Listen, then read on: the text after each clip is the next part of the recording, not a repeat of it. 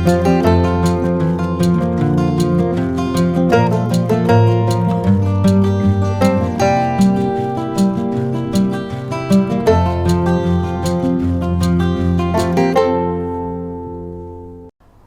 علیکم۔ رمضان سے متعلق جو قرآن میں آیت ہے وہ ہے کہ اے لوگو جو ایمان لائے ہو، تم پہ روزے فرض کیے گئے جیسا کہ تم سے پہلے لوگوں پہ فرض کیے گئے تھے تاکہ تم متقی بن سکو۔ تو اس میں دو پوائنٹ ہے، بہت اہم ہے کہ روزہ ہم سے کیوں رکھوایا جا رہا ہے، کیونکہ یہ کوئی نئی شریعت نہیں ہے، محمد کوئی نئی شریعت لے کر نہیں آئے ہیں، یہ پہلی شریعتوں میں بھی روزہ فرض رہا ہے۔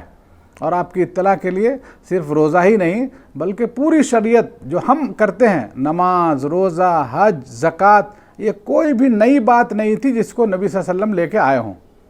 نبی صلی اللہ علیہ وسلم اسی دین ابراہیمی کو لوگوں تک پہنچانے والے تھے جس کو قرآن نے کہا ملت ابیکم ابراہیم، تمہاری ملت، اے نبی تمہاری ملت بھی کوئی نئی ملت نہیں ہے، تم بھی ملت ابراہیمی کا حصہ ہو۔ ہوا سماکم المسلمین، اس نے تمہارا نام مسلم رکھا، من قبل، اس سے پہلے بھی امت مسلمہ ہی تھے، وفی ھذا، اور یہ بھی امت مسلمہ ہی، لیکون الرسول شہیدا علیکم، تاکہ رسول تم پہ گواہ ہو، وتکونوا شہداء علی الناس، اور تم لوگوں پہ گواہی کا کام کرو۔ یہ گواہی کیا ہے؟ یہ گواہی اسی بات کی ہے کہ جتنے بھی انبیاء آئے، جتنے بھی ادیان ہیں، ان کو کتاب دینے سے پہلے 1 ماہ کا روزہ رکھوایا گیا۔ مطلب کیا ہے کہ یہ جو روزہ آیا ہے جس نے کہا کہ لعلکم تتقون، تاکہ تم متقی بن سکو، تو اس روزے کے ذریعے چاہا یہ گیا ہے کہ آپ کے اندر حلال جب کھانے کی بات ہو تو آپ حلال کھائیں، جب حرام پہ رکنے کی بات ہو تو آپ رک جائیں۔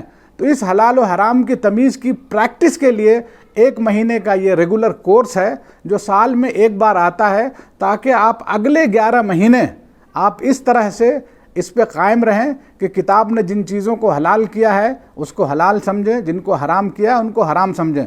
لہٰذا آپ دیکھتے ہیں کہ روزے کے دوران بھی ہم سب جو چیزیں عام دنوں میں حلال ہوتی ہیں، یہ پانی، یہ کھانا، یہ سب بھی روزے کے دوران حرام ہو جاتا ہے۔ اور آپ جانتے ہیں کہ ہم سب پانی بھی چھپ کے پی سکتے ہیں، کھانا بھی کھا سکتے ہیں، لیکن ہم ایسا نہیں کرتے ہیں۔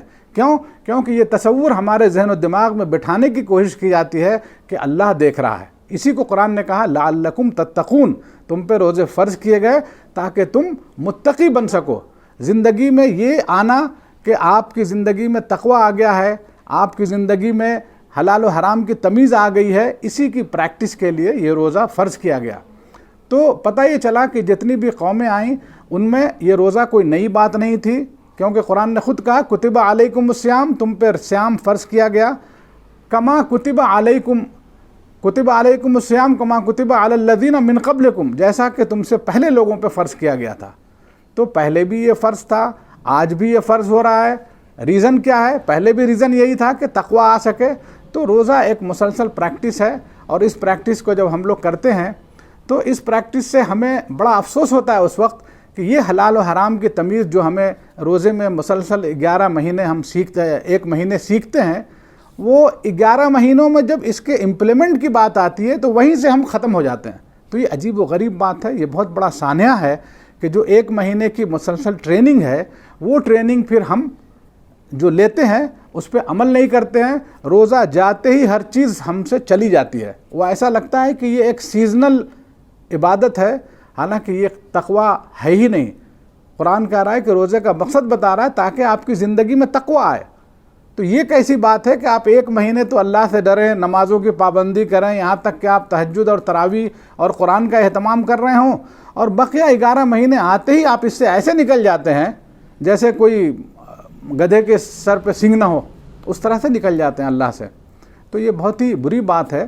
اور دوسری بات یہ ہے کہ اسی مہینے میں قرآن پاک نازل ہوا ہے۔ اس مہینے میں اس کو کہا شہر رمضان الذی انزل فیہ القرآن، کہ رمضان اس مہینے میں نازل ہوا، ھدی للناس، جو تمام انسانیت کے لیے ہدایت بن کے آیا ہے۔ تو اس قرآن کو اسی مہینے میں نازل کیا گیا، 1 مہینے پریکٹس کرائی گئی تاکہ آپ زندگی میں قرآن پہ عمل کر سکیں، اور یہ سال میں بار بار آتا رہتا ہے۔ اب دیکھیے یہ ایسا ابھی موسم ہے، ایسے حالات ہیں کہ آپ دیکھ رہے ہیں کہ کورونا کی مہاماری ہے، اور ایسے میں لوگ روزے سے ہیں، گھروں میں بند ہیں۔ تو اس بھوک سے، جس بھوک سے اللہ گزارنا چاہ رہا تھا آپ کو، آج سب لوگ گزر رہے ہیں، اور بہت سے لوگ روزے سے پہلے بھی روزے سے تھے کیونکہ ان کے پاس کھانے کو نہیں تھے، ہے نا. تو ان لوگوں کا ہمیں اس میں خیال کرنا چاہیے، کیونکہ اگر اس چیز کا ہم خیال نہیں کریں گے تو صحیح معنوں میں ہم تقوی کی روش پہ نہیں ہیں. کیونکہ تقوی اسی کو کہتے ہیں کہ اللہ دیکھ رہا ہے. تو اللہ جن حالات میں ایک مومن بیٹھا ہوا ہے اپنے گھروں میں، تو مومن وہی ہے جو اپنے پڑوسیوں کا خیال کرے. نبی صلی اللہ علیہ وسلم نے فرمایا کہ وہ شخص مومن ہو ہی نہیں سکتا جو خود پیٹ بھر کے کھائے اور اس کا پڑوسی بھوکا سو جائے. تو مجھے امید ہے کہ ہمیں اللہ تعالیٰ اس رمضان کے ذریعے سے ہماری زندگیوں میں تقوی لائے گا، اور ہم زندگی کے 12 مہینے اور اپنی زندگی کے تمام خانوں میں ہم اپنے اللہ کو یاد رکھیں گے، اس قرآن سے استفادہ کریں گے. اقول قولی ھذا واستغفر اللہ لی ولکم اجمعین. Please subscribe Islam Guru channel.